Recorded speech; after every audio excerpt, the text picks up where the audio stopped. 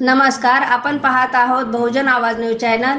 महिला आर्थिक विकास महामंडळ सोलापूर अंतर्गत स्थापित निसर्ग लोक संचलित साधन केंद्र मंद्रुप 15वी वार्षिक सर्वसाधारण सभा संपन्न।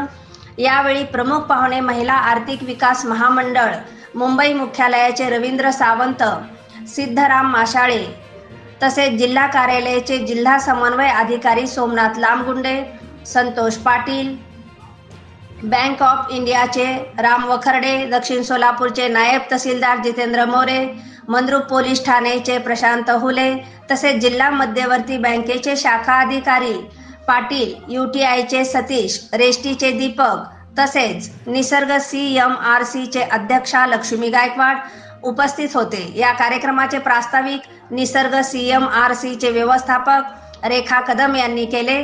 माननीय DCO सोमनाथ लामगुंडे यांनी सोलापूर जिल्ह्यामध्ये महिला आर्थिक विकास महामंडळ कशा पद्धतीने काम करत आहे याची माहिती दिली। यानंतर सिद्धराम माशाळे यांनी घर दोघांचे अभियान, स्त्री पुरुष समानता इत्यादी शासकीय योजनांची माहिती दिली। लेखापाल स्वाती घेरडे यांनी सूत्रसंचालन केले।